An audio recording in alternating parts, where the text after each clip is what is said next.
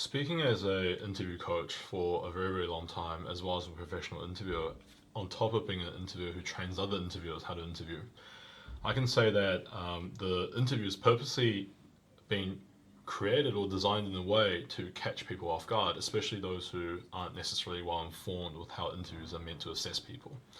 And I would say, in terms of the challenges of the interviews, or what makes interviews very challenging, is due to the candidate's lack of awareness of how these challenges are meant to be overcome, and their preparation to make sure that they can do that on the big day.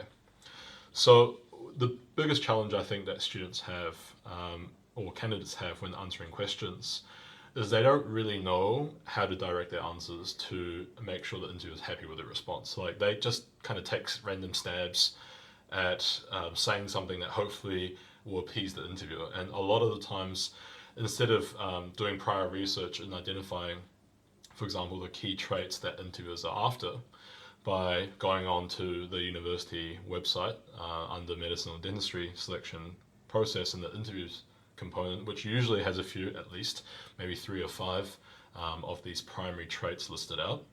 They just take random stabs in the dark and see whether or not interviewers smile, and if they smile, they think it's good, without realizing that there is much more of a thorough or objective process in how marks are allocated to one's response.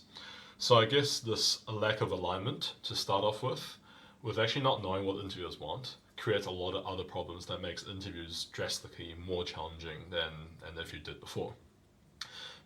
So the second challenge will be to realize that with the questions in which they ask you, that you actually need to take a little bit of time to think about what opportunities lies within each of these questions, and come up with genuine content, as well as good structure that will help you portray your thoughts in an authentic, in-depth, and diverse manner that really helps you score a lot more than what you did before. Otherwise, it's really, frankly, even though you might have all these awesome traits that they would love from you, you can't articulate it in a logical, engaging way that you just be seen as an average candidate. Okay, you're not special in their eyes any other way because you weren't able to express that verbally. So that's definitely another challenge. Another challenge I hear quite a lot about is just the fact that the questions are quite different all the time.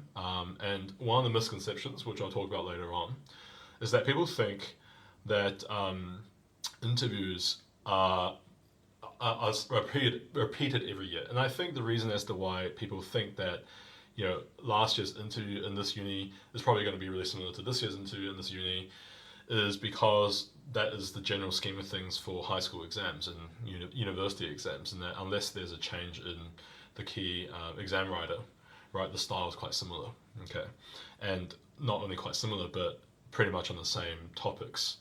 Well, that's true for high school and uni subjects because the curriculum covers the same topics, except in this case for the interviews, the curriculum is about who you are and whether or not you possess the traits that the medical schools and dental schools want.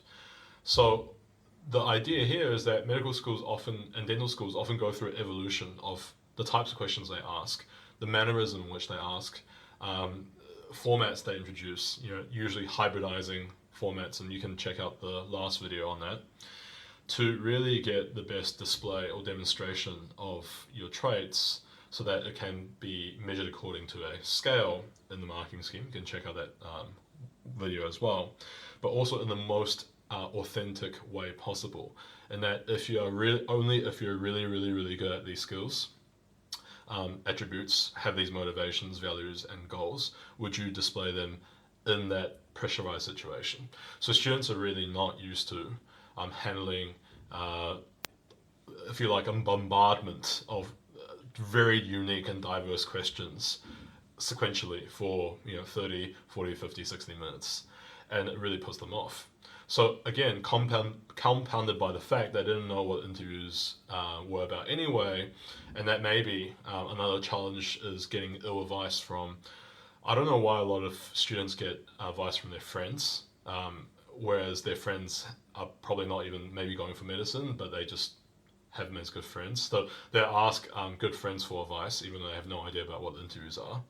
They may actually associate the interviews with either a casual conversation, of which it's not, a kind of like a part-time job interview, of which is not.